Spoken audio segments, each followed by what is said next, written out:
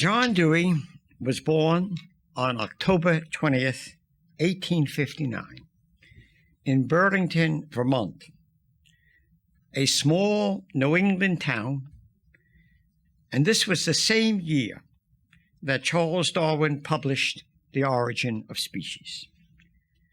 In many ways, his life in Vermont, a New England state, was quite sheltered, but he experienced something that became fundamental to his democratic outlook.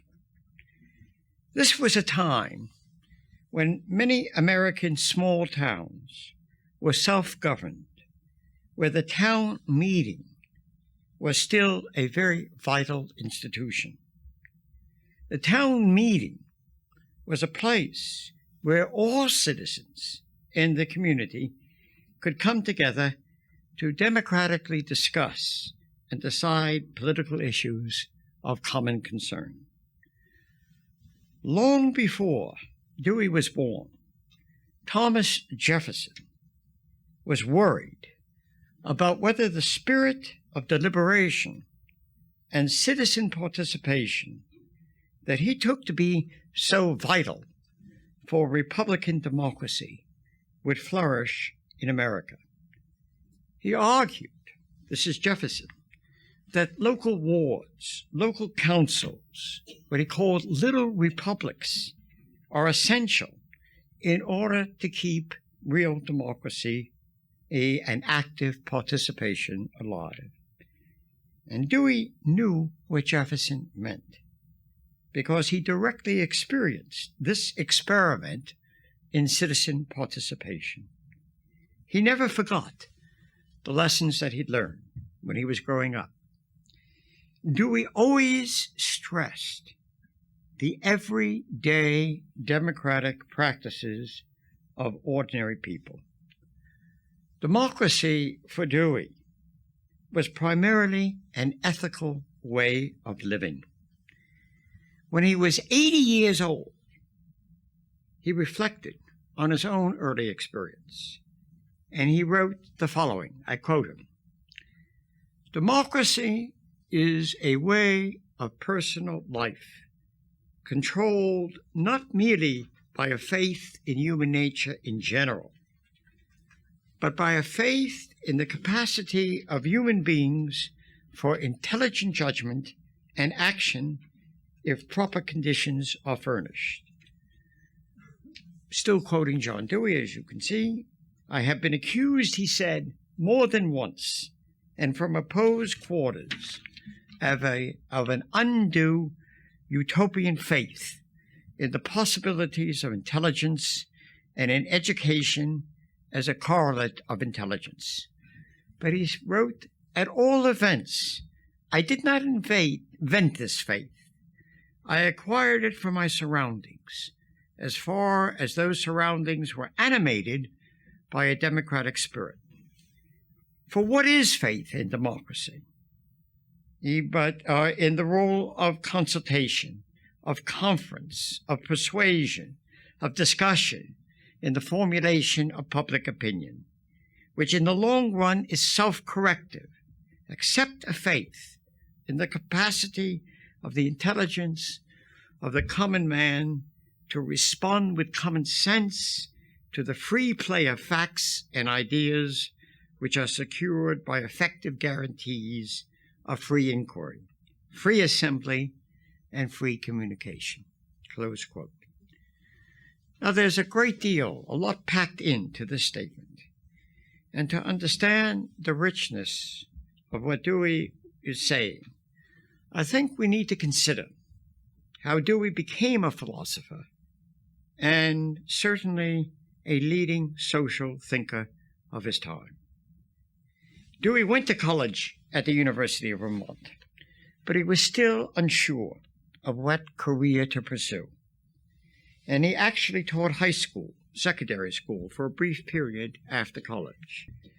And during the period after the Civil War in the United States, our Civil War, the professional discipline that we now call philosophy barely existed as an institutional setting. we had fine colleges, but in the 19th century, no research universities. There was discussion of philosophical issues, but mainly by members of the clergy and informal groups of educated people. But after the Civil War, after the period of the 1860s, there was a tremendous burst of creative activity, philosophical activity. And because of the outstanding influence of a number of German emigres that had come to the United States with serious intellectual interest, there was a great interest in Kant and Hegel. The first journal in America, and still one of the oldest continuous publishing journals, the Journal of Speculative Philosophy, was founded by W.T. Harris in 1867. Harris eventually became one of the leaders in the cabinet of the United States government in education, so he became a public figure. But that journal was intended to further the discussion of German idealism in America. And when John Dewey was contemplating pursuing a philosophical career as a young man in his 20s, he wrote to Harris and he asked for advice. And because Harris was encouraging, Dewey decided to pursue graduate study career in philosophy at what was one of the first graduate research centers in the United States at Johns Hopkins University. And Dewey came there under the influence of a teacher by the name of G.S. Morris, who was a committed Hegelian. And in his autobiographical sketch that Dewey wrote in the 1930s, he speaks of the subjective reasons for the original appeal to him of Hegel. And he tells us, in addition to the philosophical reasons, that it supplied a demand for unification, which was, to quote him, an immense emotional craving and overcoming, he felt, of divisions and separations. It was really this dynamic, historical, organic thinking of Hegel that Dewey was attracted, that found so attractive. Dewey, to use his own words, drifted away from Hegel, and Darwin and the new biological thinking soon became a great source of inspiration. But there was something else going on in the young John Dewey. Like the German young Hegelians and the young Karl Marx, Dewey was a restless young Hegelian. He thought that philosophy had been excessively shaped by a contemplative theoretical perspective, and that it tended to neglect praxis. The young John Dewey might well have written Marx's famous thesis that the philosophers have only interpreted the world in various ways, and the point is to change it. And in a way that became a guiding, it wasn't that he learned it directly from Marx, but he was experiencing the same thing, and it became a kind of guiding concern of his, to integrate theory and praxis. He wanted to develop a philosophical perspective that was genuinely relevant to the real problems of human beings. And this concern with praxis was encouraged and deepened when he moved to the University of Chicago in 1894. Chicago, at that time, was a radically different place from the Burlington of Dewey's youth. It was a city in which all the problems of laissez-faire capitalism and the influx of waves of new immigrants were manifest, even exaggerated. And Dewey was as much a part of the academic life of the university as he was of the city life. He was a close associate of Jane Addams, who founded Hull House, a neighborhood center that was intended to be a place of gathering and education for working-class immigrants.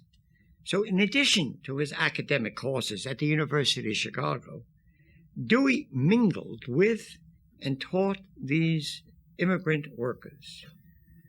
It's in Chicago that Dewey began developing his distinctive philosophic orientation and was in the process of becoming one of America's leading progressive social reformers. When Dewey was invited to the University of Chicago, he was offered a position as chairman of the philosophy, of psychology, and of education. And the fact that he was deeply involved with these different areas tells us something about the fluidity of intellectual life at this time. The hard and fast divisions so characteristic of academic disciplines today simply did not exist. And it was there and then that Dewey founded the famous and still existing laboratory school at the University of Chicago. The laboratory school was just what its name implied. It was intended to be a school, an elementary school, that was experimental, where new ideas and practices of education were imagined and experimentally tested. Education, especially the education of the young, was so important for Dewey because he firmly believed that the school is the place where the critical habits and practices required for democratic citizenship could be cultivated. Dewey opposed two extremes that he took to be stifling: an extreme of formalism that emphasized imposing knowledge on passive children, but it was just as opposed to a sentimentalism that idolized children and lacked direct enrichment of the child's immature experience. He fostered a democratic educational philosophy that stressed learning by doing, but learning was not merely passive, but would involve the activity of children. And the aim was to inform and enrich these kinds of activities, to cultivate, as he would like to put it, the intelligent, critical conduct and a cooperative spirit.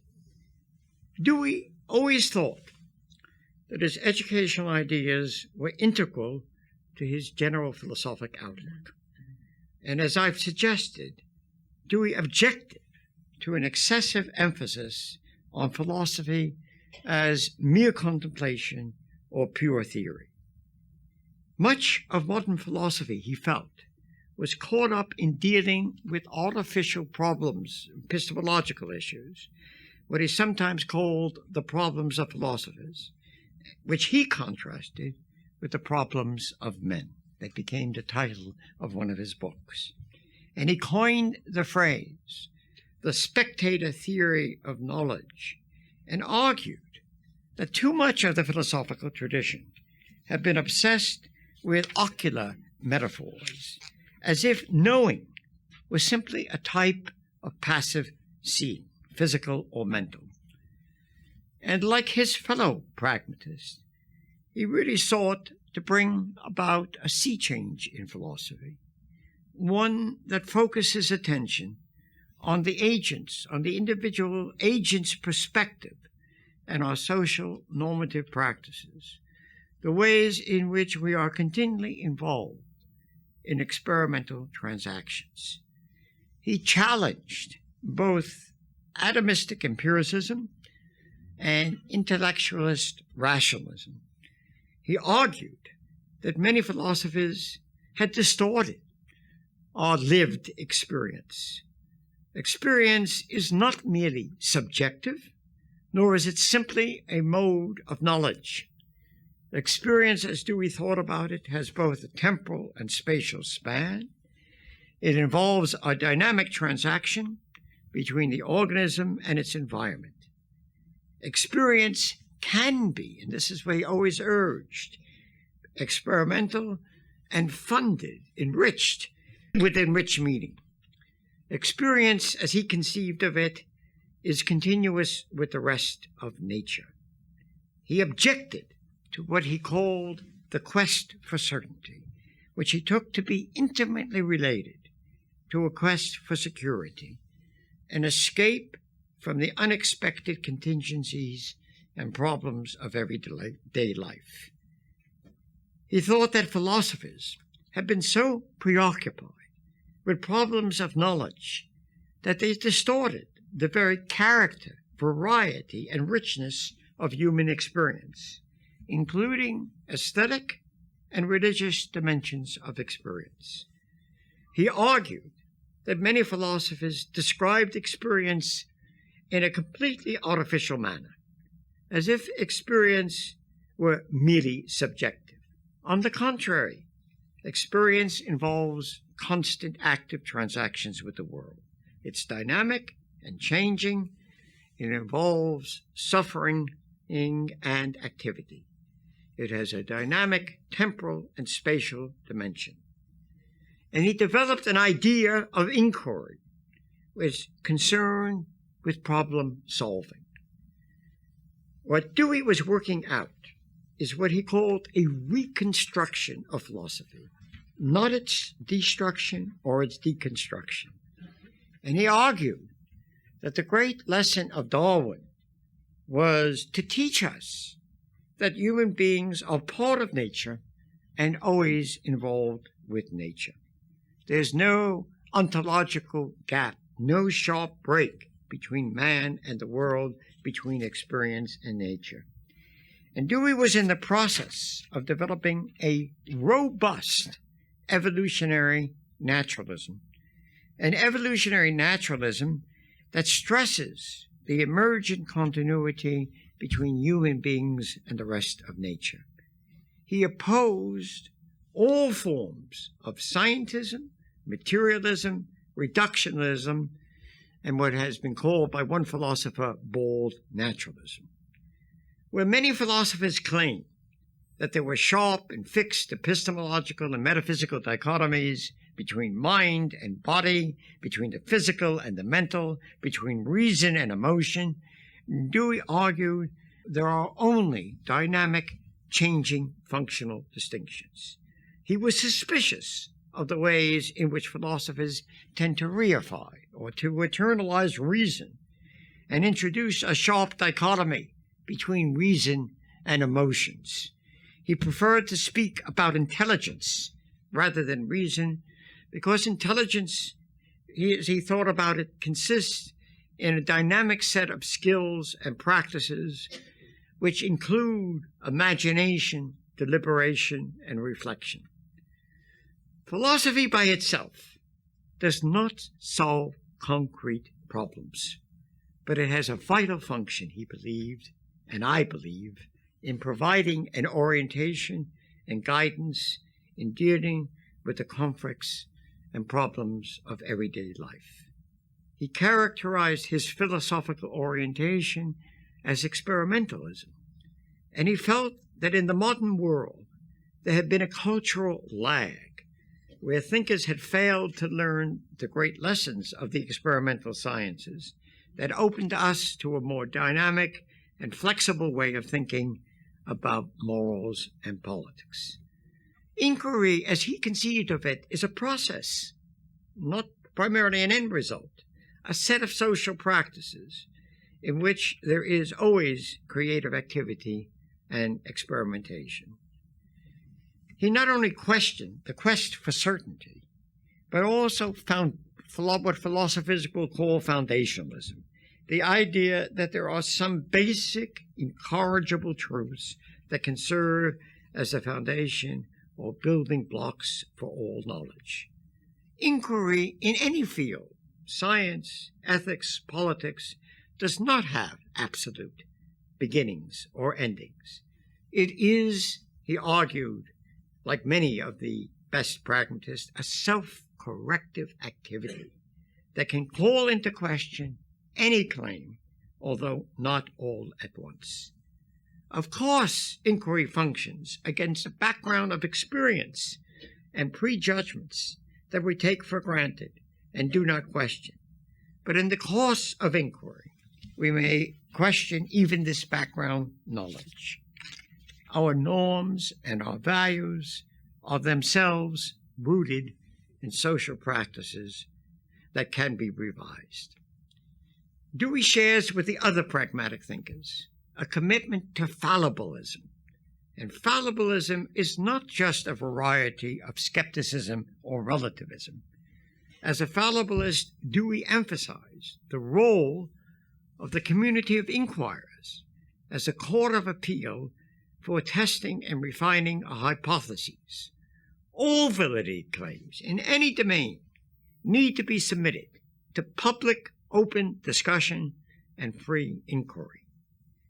And Dewey's understanding of the proper role of philosophy is not that it is some type of superscience or some esoteric discipline, that there is a special reality that is accessible only to philosophy. Philosophy, he once said, has more to do with meaning than with truth. He did not mean that truths are unimportant for philosophy, and he was certainly skeptical of any attempt to draw a fixed distinction between philosophy and the sciences. Philosophy must be always open to what it can learn from new developments in the arts and sciences.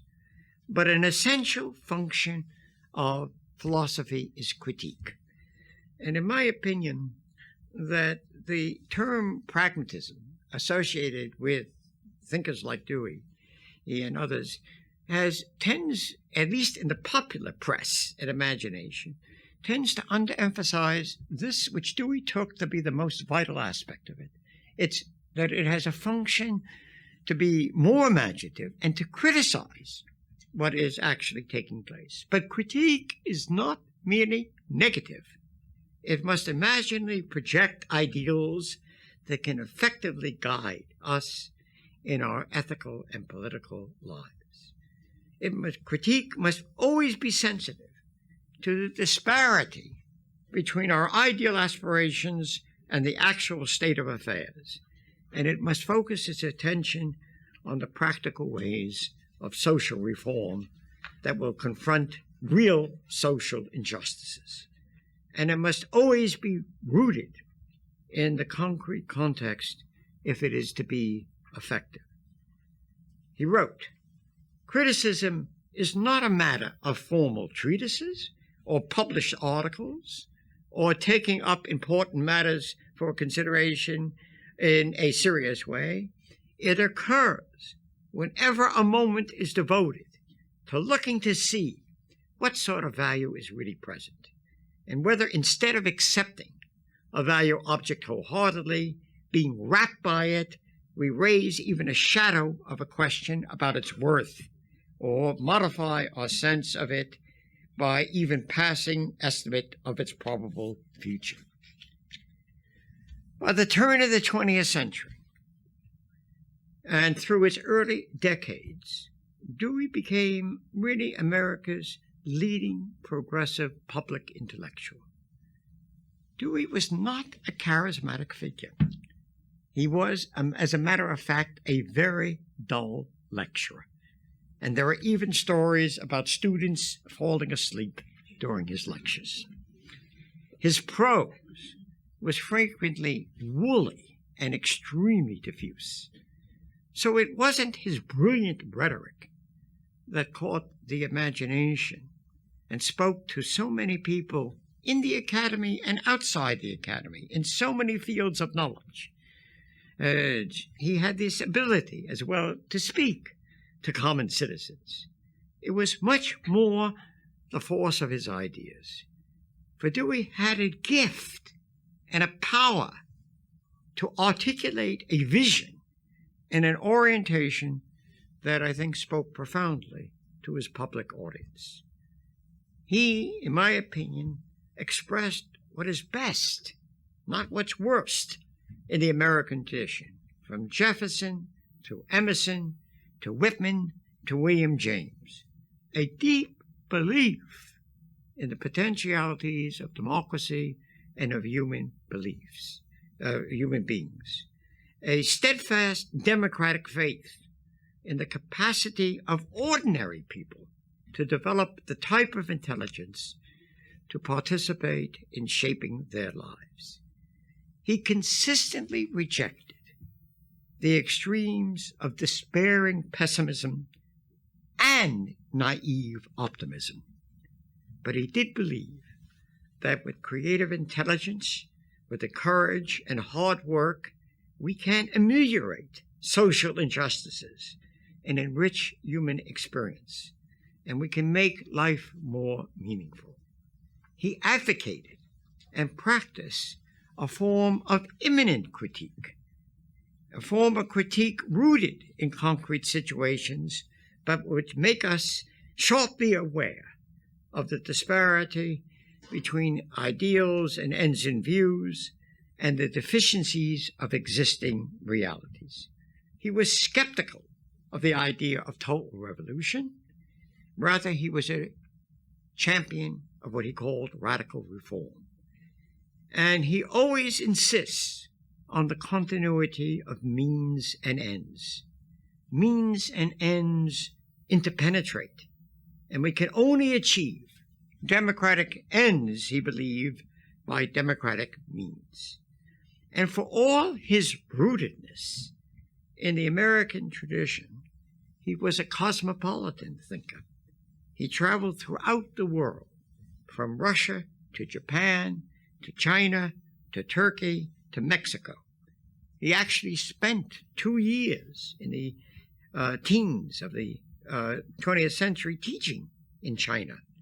And wherever he went, there were, despite his lack of charisma, eager audiences to listen to this philosopher. I think what's so impressive about Dewey is he practiced what he preached.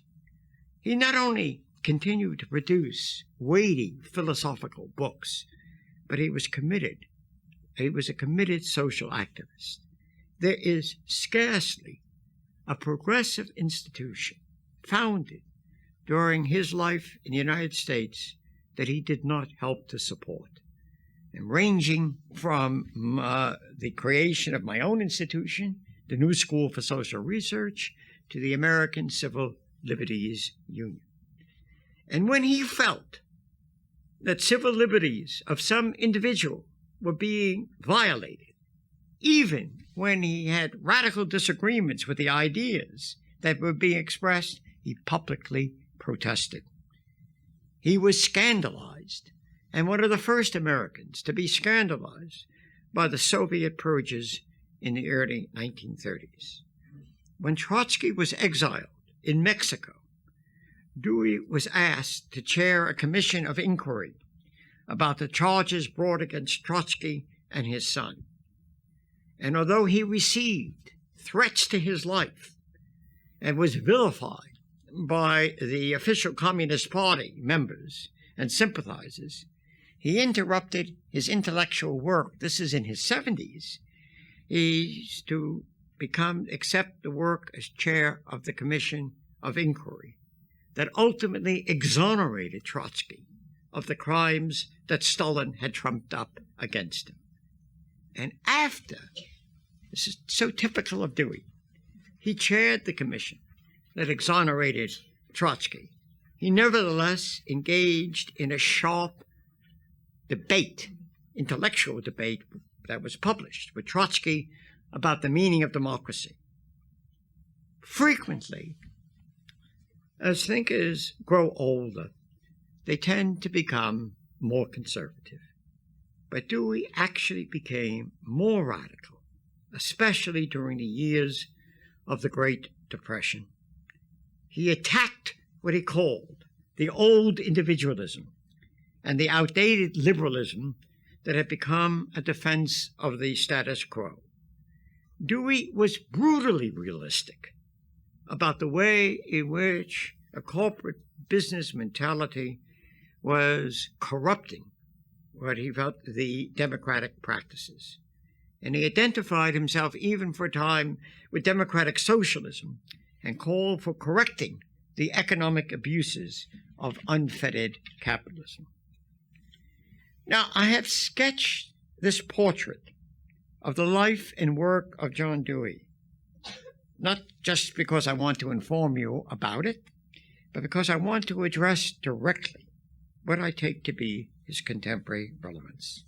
And I want to stress 7 points: his pragmatic fallibilism, contingency and tragedy, genuine pluralism, responding to conflicts, pragmatic realism, rooted cosmopolitanism, and democracy as a passionate social commitment. So the first issue, pragmatic fallibilism. Dewey was a thoroughgoing fallibilist. And fallibilism, I think, as I suggested, is not simply a technical philosophical doctrine about the character of knowledge and inquiry.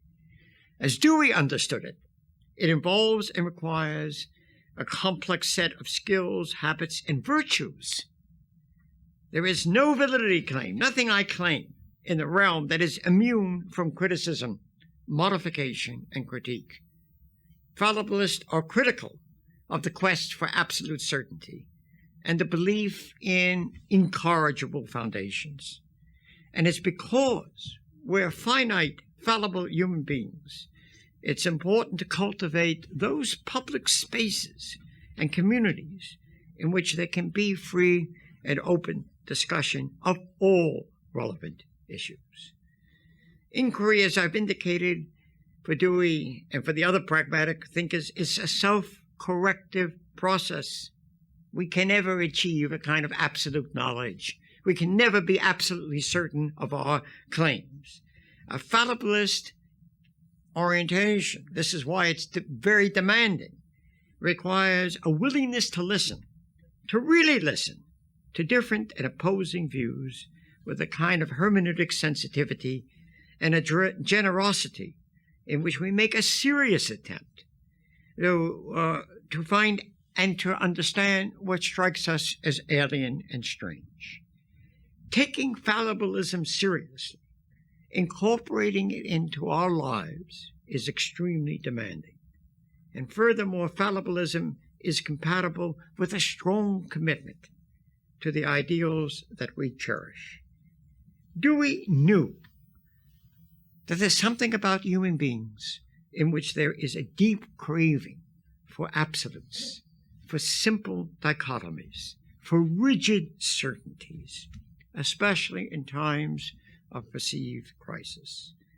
But this temptation to simple dichotomies and absolutes understood as unquestioned is, he deeply believed, and I believe too, to be resisted, because it can have devastating consequences. In many places in the world today, this pragmatic fallibilism is under severe threat.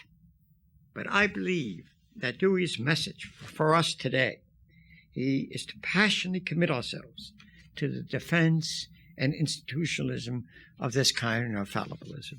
And here I want to make it clear, I'm not making a distinction between East and West, because I think I actually wrote a book on the abuse of the term evil, because I felt that in my own country, and particularly in the Iraqi intervention and war, that the mentality that was taking place was a simplistic dichotomy in which we were the good ones and they, the others, were evil.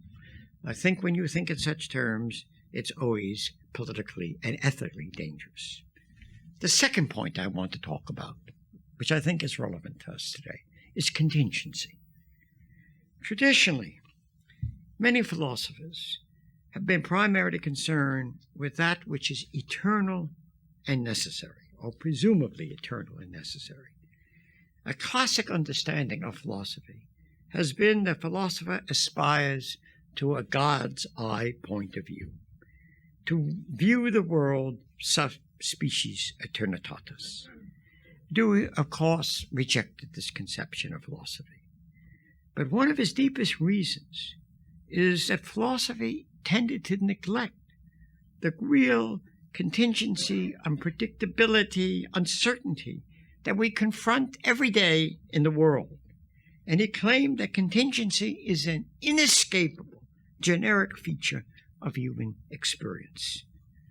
But if we take contingency seriously, then we must be realistic about how it's double-edged. Because we live in a contingent universe, there is always the real opportunity to ameliorate concrete injustices and the evils we confront. But contingency also means that we cannot escape from the possibility of tragic consequences. I believe that Dewey, contrary to what I take to be a popular image of him, had a profound sense of the tragic sense of life.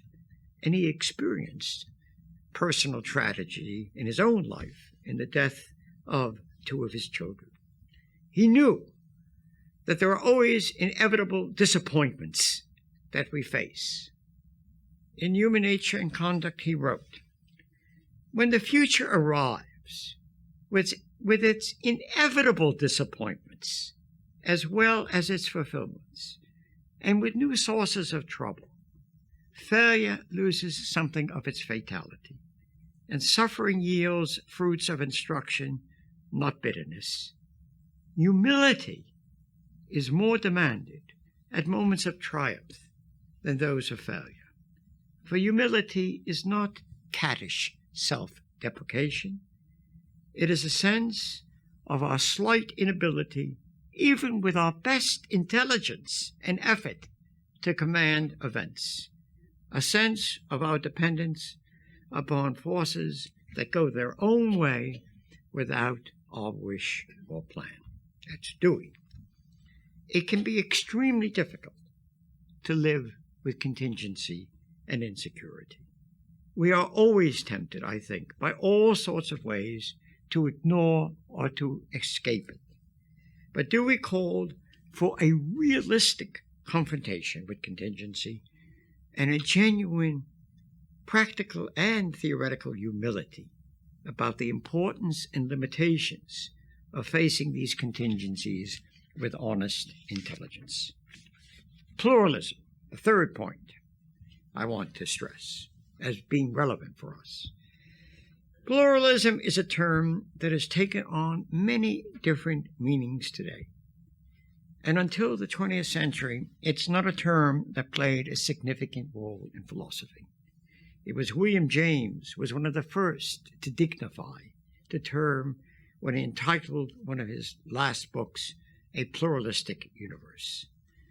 Today, pluralism is sometimes used to designate that different religious, ethnic, cultural groups have incommensurable interest and values. Sometimes pluralism is even used as a name for a self-defeating relativism. But this is not what pluralism meant for Dewey and for James. Both recognize that individuals and groups can have different perspectives on the world and different values and norms that they take to be fundamental. They were skeptical of any kind of ahistorical universalism. And although there are irreducible plural perspectives and ways of life, Dewey categorically rejected the very idea of closed horizon, closed perspectives. There is always the possibility of imaginatively transcending our own perspectives, our own prejudices, and engaging in communication and dialogue of those who are really different from us. Pluralism means doing justice to differences, to what some thinkers have called the otherness of the other. But at the same time, it is seeking, and that's an achievement, not something that is given, what we may share in common. Commonness is not a metaphysical given. It's an achievement that is extremely fragile and open to being contested. But the recognition of pluralistic perspectives and ways of life is a condition for a healthy democratic society. And it's because of this irreducible, dynamic, and changing pluralism that dialogue and deliberation are so important for a thriving democratic community. Dewey might well have endorsed a very famous characterization by William James of radical pluralism, when James wrote the following: "It is curious how little continence radical pluralism has ever had for philosophers, whether materialistically or spiritually minded. Philosophers have always aimed at cleaning up the litter with which the world is apparently filled. They have substituted economical and orderly conceptions for the first sensible tangle, and whether they are morally elevated or intellectually neat, they were at any rate always aesthetically pure and definite, and aimed at ascribing to the world something clean and intellectual in the way of structure. As compared with all these rationalizing pictures, the pluralistic empiricism which I profess, and which I think in this respect Dewey shared, offers but a sorry appearance. It's turbid, it's muddled, a Gothic sort of affair. But that's the way life is. Pluralistic empiricism is a turbid, muddled, Gothic sort of affair because it's true to our lived experience." The fourth point, the challenge of and response to conflict. Plurality, as Dewey understands it, means that there will always be real conflicts, both in moral life and in political life. Uncertainty and conflict are ultimate traits of experience. And despite Dewey's own emphasis on the attempt to adjudicate and reconcile conflicts, he never believed that conflicts can be completely eliminated. On the contrary, they are what initiate moral and political reflection when we face conflicting situations, when we don't really know what should be done, where there can even seem to be incremental differences. Of course, conflicts can, as Dewey well knew, can frequently culminate in war and destruction and violence. If we are realistic, there's always the danger that conflicts will become violent. But this is not the only perspective on conflict. Conflict in a democratic society, for Dewey, can play a creative role. There is a productive form of agonistic debate. Everything depends on how we respond to conflicts. We have to learn to live without what Nietzsche called metaphysical comfort, and to think, as Hannah Arendt once phrased it, without banisters. And once again, we can see why Dewey emphasizes the character, the habits, the virtues required for intelligent action. What Dewey opposed is unthinking and uncritical responses to conflict, responses where we rely on ritualistic responses, cliches, and uninformed past habits and convictions. And unfortunately, I think that is all too current in our contemporary world. The fifth point, pragmatic realism. Pragmatism is a word that has become entrenched in our everyday vocabulary. One can scarcely pick up a newspaper, especially in the United States, without coming across the word. Pick any issue of the New York Times, and you'll see the term pragmatic. And what does it typically mean? It's typically taken to mean some sort of practical compromise or a decision that focuses more on getting something done or accomplishment. But there's an enormous disparity between this popular notion of pragmatism and what I think was fundamental for Dewey. Pragmatism without ideals and ends in view is blind, and ideals without a sense of how they can be concretely realized is empty and sentimental. Dewey emphasizes what Aristotle also emphasized in a very different context: the centrality of phronesis, of practical know-how, or practical intelligence, or practical wisdom in ethics and politics. Okay, and what's distinctive about this kind of practical judgment is that it must be flexible. It must mediate between critical ends in view and the novel situations that we confront. As Gregory Pappas, who is here for this conference, has forcefully argued in his recent book on Dewey's ethics, Dewey's understanding of ethics and politics cuts across standard modern classifications in philosophy of deontology, virtual ethics, and consequentialism. We must attend always to the concreteness and the complexity of experience. And depending on our actual choices and conflicts we confront, and an understanding of the consequences of our acts, our obligations to our fellow human beings, or the virtues to be cultivated may emerge as our dominant concern. Judgment, good judgment, always involves selection and discrimination. Judgments, Dewey wrote, do not occur in isolation, but in connection with the solution of a problem, the clearing away of something obscure and perplexing, and the resolution of a difficulty, in short, of units of reflective activity. Judgments need to be relevant to an issue as well as correct. Judging is an act of selecting and weighing and bearing of acts and suggestions as they present themselves, as well as deciding whether the alleged facts are really facts and whether the ideas used is a sound idea or merely a fancy. If we take seriously what Dewey means about the role of judgment, of phronesis, in our practical lives, then it becomes clear that ethics is not, as Aristotle stated long ago, a science that elaborates fixed principles, but much more like an art to be nurtured. And once again, we can see why education was so central for Dewey's democratic vision, because the type of reflection and deliberation required for ethical and political life is not something we can learn from books. It doesn't consist of following well-laid-out rules or abstract universal principles, nor is it an isolated individualistic activity.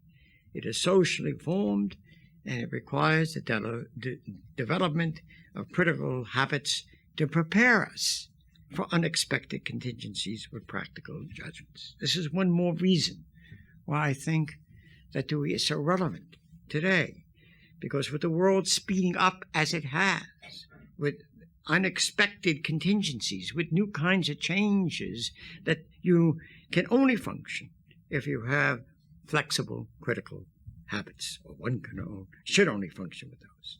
The sixth point, what I like to call Dewey's rooted cosmopolitan. Dewey was a rooted cosmopolitan, and as I've already suggested, he took what he took to be the American heritage seriously and strongly identified what he took to be the best in American tradition as represented by Jefferson, Emerson, Whitman, and his fellow pragmatist William James.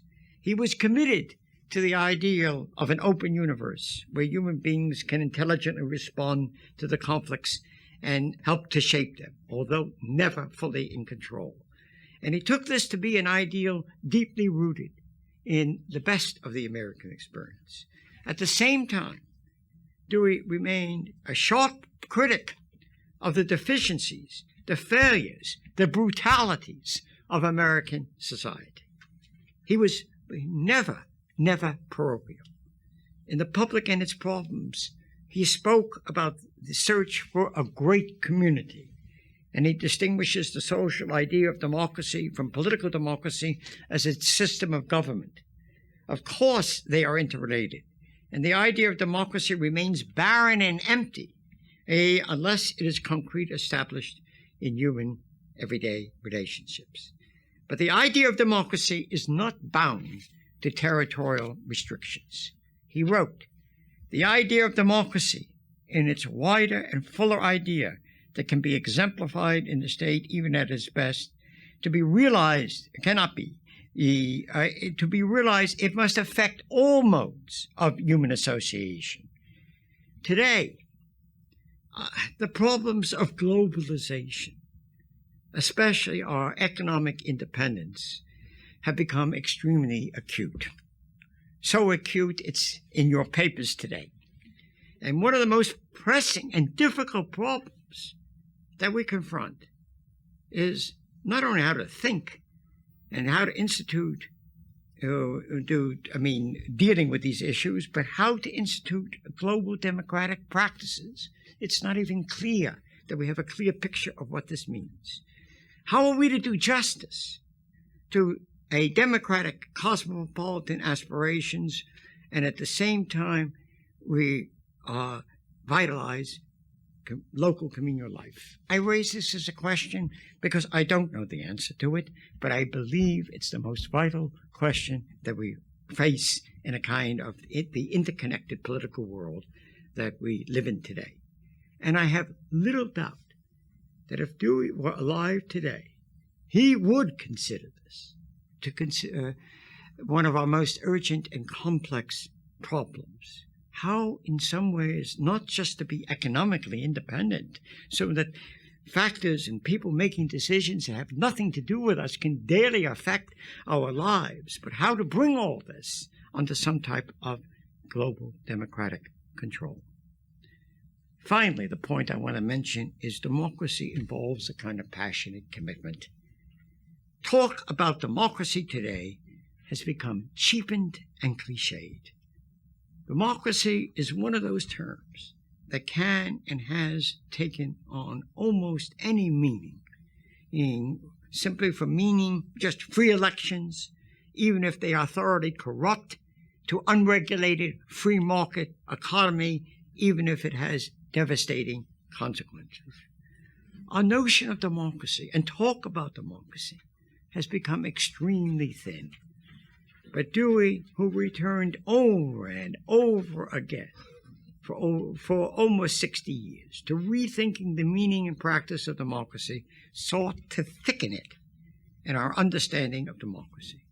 Democracy, as I indicated already, was primarily an ethical way of everyday life, the way we treat people, the way we talk in the workshop, in our families, etc. And Dewey sought to break the crust of convention and to encourage responsible experimentation in all phases of life. And he was sharply critical of all those aspects of modernity that tend to hollow out our experience, to make it superficial.